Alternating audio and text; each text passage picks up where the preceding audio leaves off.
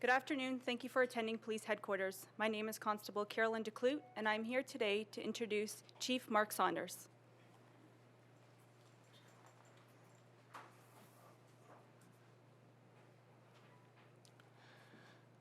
The death of Sammy Yateen on Wednesday, July 27th, 2013 is a tragedy that has profoundly affected this city. Whenever police take a life, tough questions must be asked and answered. There can be no legitimacy without accountability. We are seeing the process of accountability unfolding. As I am sure you can understand, I cannot discuss the verdict until the legal process is complete.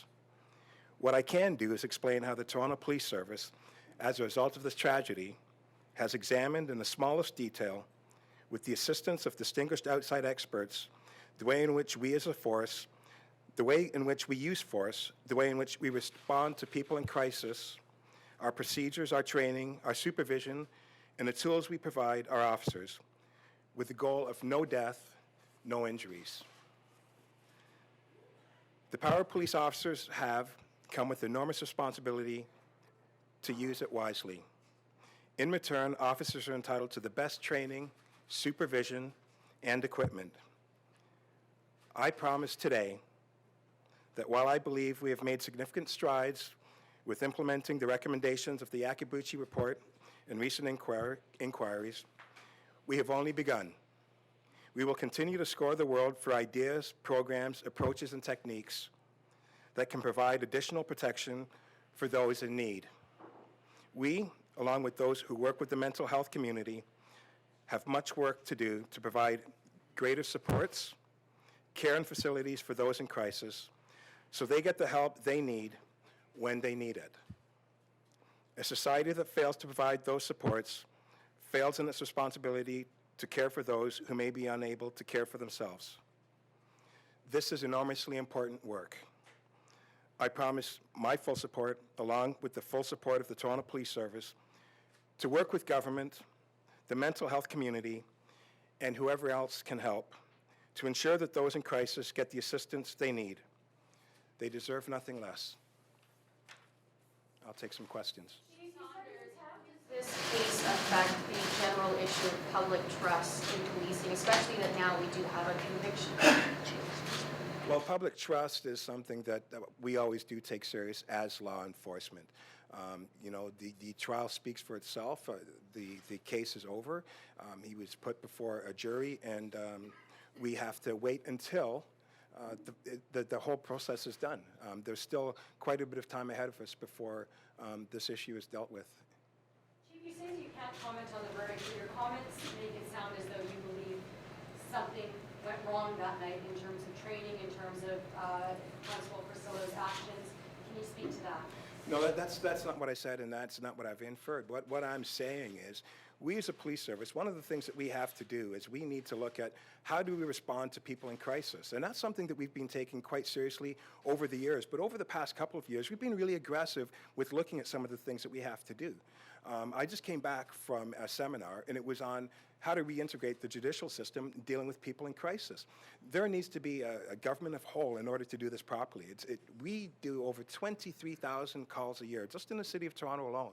And what we need to look at is what other agencies can assist us so that we can have better solutions. I've looked at working with other agencies so that we can have stronger partnerships to help solve these situations in a much better manner. I've looked at introducing other levels of force, the training. We've added another full day dedicated to training on people in crisis, and looking at what tools we need to implement. So we've got coming up the soccer rounds that are going to be coming up very shortly, and I hope that when we utilize all of these things, we will have a better outcome whenever we deal with our people in crisis. What's the future of Constable James Forcillo in terms of his employment in the immediate future? Right now, he is working in an administrative capacity. What happens tomorrow, the day after that? Well, what generally happens, what will happen is he will be suspended. This time, he was suspended originally and we revoked, and this time they'll be suspended because of the fact that he's found guilty, and we'll wait to see what the sentencing outcomes are and go from there. Or without pay? Under bylaw, suspended with pay. Chief, did Sammy Yateen need to die that day?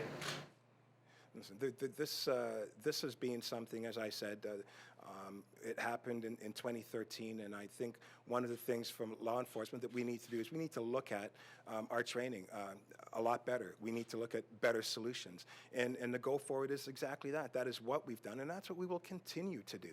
So I'm not going to go back in time. I'm going forward in time, and I'm hoping that that's the way we all are. We are going forward in time to see what we can do to reduce any harm to anybody that we deal with when there's a person in crisis. So Chief, what does that exactly mean? You said you're looking forward to ways in which dealing with people in crisis. Specifically, tangibly, what does that mean?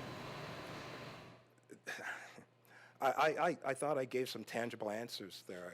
What would you like me to expand on? I spoke about the SOC rounds, less lethal force. I spoke about the training as it incorporates de-escalation and its importance and how to factor that into some of the decision-making processes when dealing with people in crisis. I spoke about dealing with a multi-agency approach. And I've put quite a few tangible things on the table that we have done. And we're not stopping there. We're looking for anything that we can utilize to help zero harm, zero death whenever we deal with people in crisis. Have you spoken with Constable Davis Forcillo? No, I have not. Chief, when was the last time you spoke to him? It would be a long time. Chief, you were asked a little bit about the public trust in policing in light of this verdict. What about the morale of police officers? I've had a lot of police officers telling me already since hearing that a verdict had come down and then that he was found guilty of a charge, saying it's a sad day for us officers because this officer didn't go to work that day intending or planning on shooting somebody, and here Canadian court has found him guilty of attempted murder. So officers, by and large, from what I've seen so far, are upset with this verdict. Are you worried about what it will do for morale? Listen, I don't think that there's any officer that wakes up and says, today I'm going to wind up in this situation. Policing is very fast and fluid.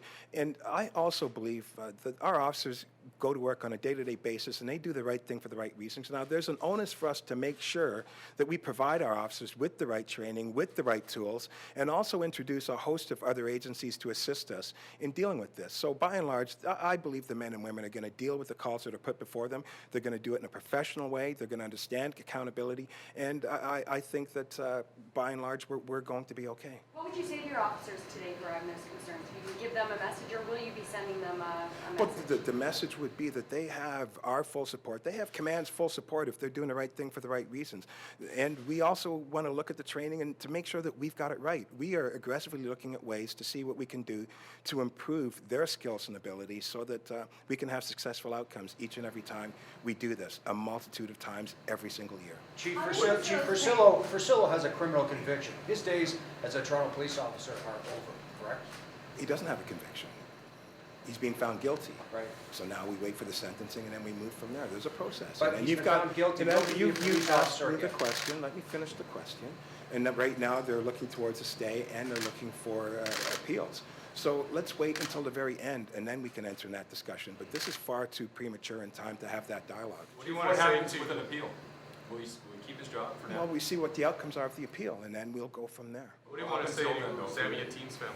Well, I'm not going to what if this to death. Pardon me? What would you like to say to Sammy Ateen's family? Well, you know, as a family, I'm sure that they have gone through quite a bit, and there are condolences offered before, and I'll offer those condolences again. Do you have any concerns about how the public will react today? I've noticed more officers on the street doing some writing with their I still think this is one of the safest cities because we have good citizens, and I strongly believe that, well, we'll respond to anything that's put in front of us, but I strongly believe that the vast majority of citizens saw the judicial system at work and play out to where it is right now, and they'll be fine.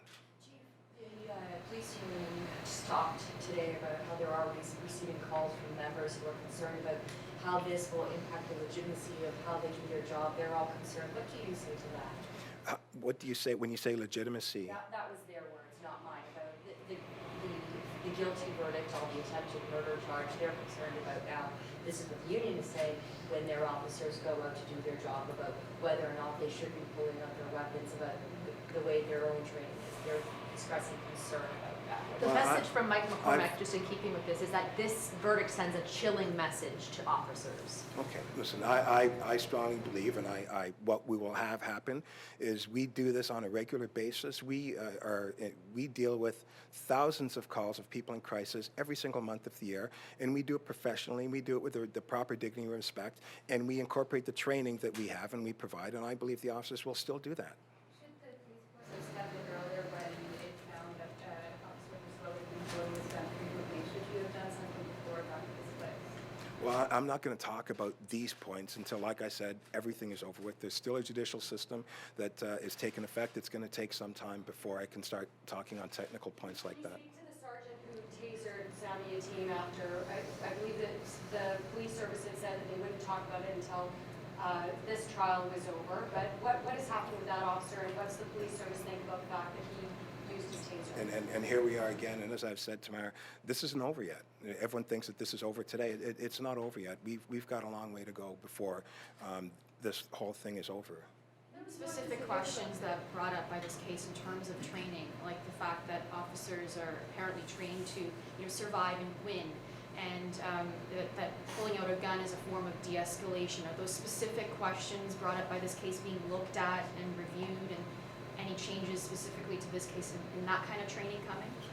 Well, I know that we are looking at, I'm not saying we're looking at, we are teaching the importance of de-escalation. We are teaching officers to be more aware of the environment that they're in and to look at that situation and look at it when we're dealing with people in crisis from a zero harm, no death perspective. So it is, de-escalation is something that is important. I really strongly believe that the implementation of the SOC round that we have out there is going to be another tool that will assist the officers, the frontline officers, an opportunity to create an environment where they can be a safe distance and start entering into de-escalation dialogues to resolve issues. The defense in this case largely argued that Constable Forcillo was just following his training. Are you concerned that your officers are now going to be second-guessing what they learned in their training when they're out there doing their job?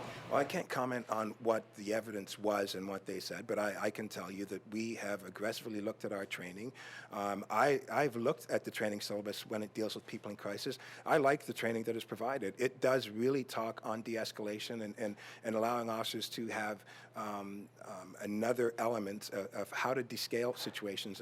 And so I think that our training is a very, very good, we've got a good program. Can we make it better? Absolutely. Are we taking the steps to make it better?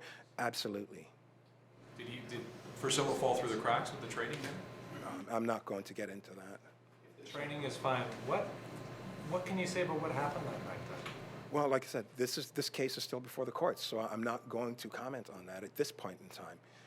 In terms of what's been raised here about public trust, what can you say to a public who has watched this court process unfold, has seen the evidence that's out there, and really wants to hear its police force either condone or condemn what happened that night? Well, I'm not going to talk about the trial itself because I've already said it 100 times. Until it is concluded, there's not a whole lot that I can say. When it comes to the public trust piece, that's something that we're aggressively working on. We look at the public trust factors right now and some of the issues, and we've got a day-to-day process that we have to do, making sure that each and every day our officers, when they're out in the streets, that they're treating people with the proper dignity and respect that should be provided, but also being professional in how they deal with the public on a day-to-day basis. And that's something that we take very seriously on a day-to-day basis.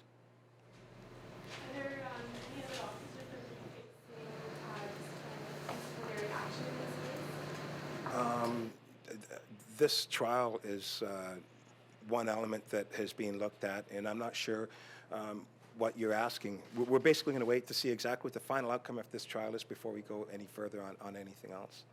Has a Toronto police officer ever been convicted of attempted murder, do you know? I don't know. I don't think so, but I don't know. I would be guessing. Thank you very much. Okay, thank you. That concludes today's conference. Thank you for attending.